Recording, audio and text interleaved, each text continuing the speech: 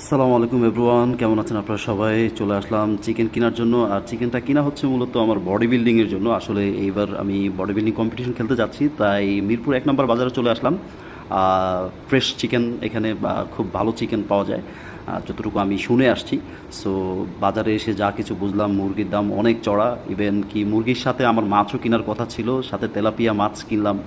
So মুরগি আমি মোটামুটি 5 কেজির মতো নিয়ে নিলাম।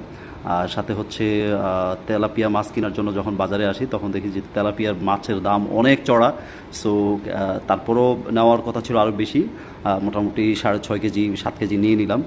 সো সব কিছু নেওয়ার পরে মাছগুলো মেপে ভালো করে নিয়ে নিলাম। নেওয়ার পরে হচ্ছে যে আপনার মাছগুলো কেটে একবারে আসলে বাসায় এই খাবারগুলো কেটে দেওয়ার জন্য করে দেওয়ার জন্য আসলে ফ্যামিলির উপরে এতটা চাপ দেওয়া যায় না। তাই বাইরে থেকে মাছটা কেটে নিলাম, ভালো করে পরিষ্কার করে নিলাম। সাথে আরেকটা মুরগি নিয়ে নিলাম আমার ফ্যামিলির জন্য। তো আরেকটা মুরগি নেওয়ার সময় যেটা বুঝতে পারলাম, এক এক দোকানে এক এক দাম। কারণটা জিজ্ঞেস করলে জানতে পারি যে আসলে অনেকে মাপে কম দেয়। সো রোজা রমজান মাসে যদি কেউ এই ধরনের কাজ করে থাকে, আল্লাহ তার বিচার করবে।